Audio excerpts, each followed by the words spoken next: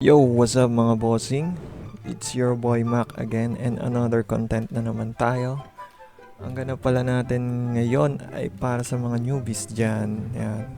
Kung ano bang unang pwede nilang gawin para magka-ALS. So, simulan na natin. Una, pupunta ka kay Peddler. Unon, sa may Bloody Eyes para bumili ng Dungeon Key. Ayan. Ito ay Nearly Hatch at Nearly Hatch Awaken. So, piso lang ito. Piso. Piso lang. So, after mo makabain yan, pupunta tayo ng Green Despair. Same dungeon lang pala ito. Ayan. Same dungeon lang siya. So, ayan. Dito nga pala yun sa Green Despair. Second warp. Ayan. Kung nakikita nyo dyan sa may likod ko. Ayan. Nag-appear yung warp. So, ang una nating papasukin na dungeon pala ngayon is yung Nearly Hatch. And dapat hard mode yung pipiliin mo para may drops ng mga items. So, ano nga ba yung mga drops sa Nearly Hatch? Yung drops pala sa Nearly Hatch ay Troglo White Fruit, 4 score highest, tsaka Pet Core. Ayan.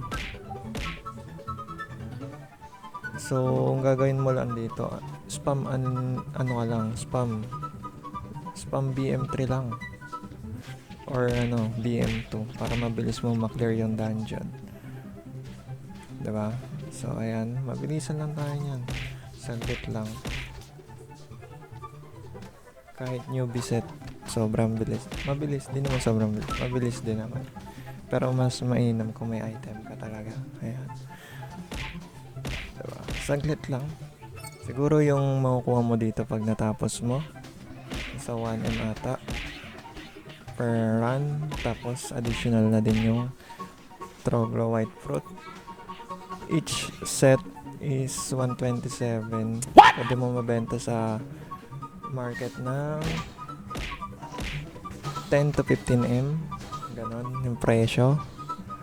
Tapos yung kung ibebenta mo naman sa NPC, nasa almost 5M na din each set. Ayan. Dito nga pala yan, 3 times kang babalik. Ayan. Bali, ayun yung first, second na to, second. Pabalik-balik yan eh. 3 beses lang naman. Ayan.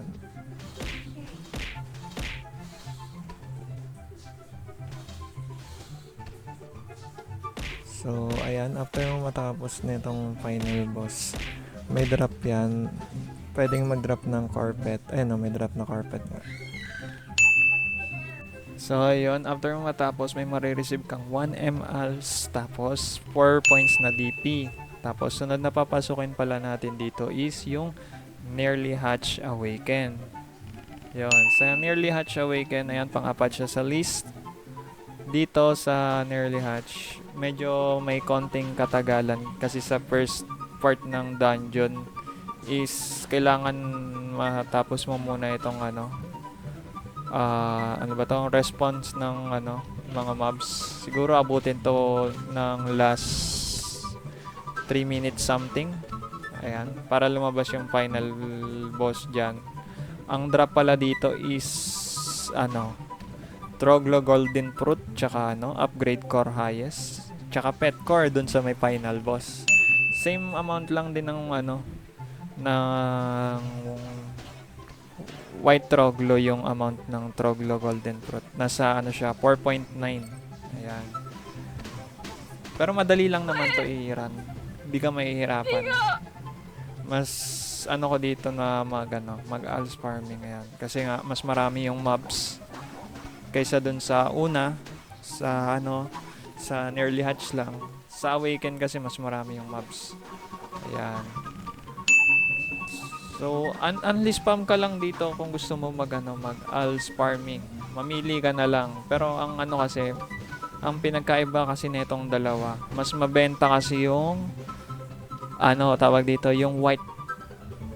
Kasi ginagamit yun sa mga parang mga higher dungeon na yung white Troglo. Higher level na dungeon yan. Tapos nagagamit din yun sa Baldus, yung White Roglo. Kaya mas binibili siya ng mga player. Ayan.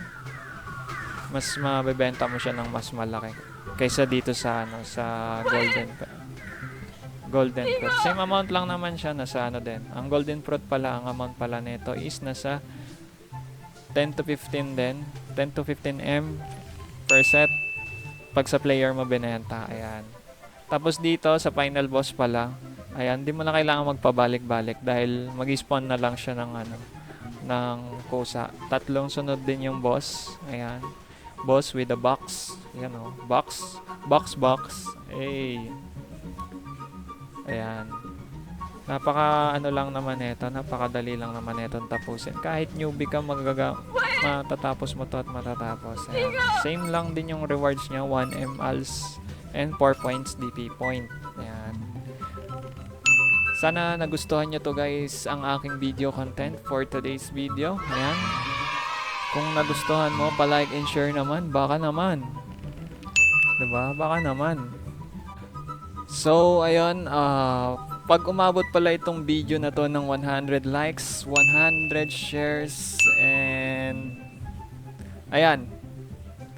Ayun lang. 100 likes and 100 shares, mamimigay tayo ng runes.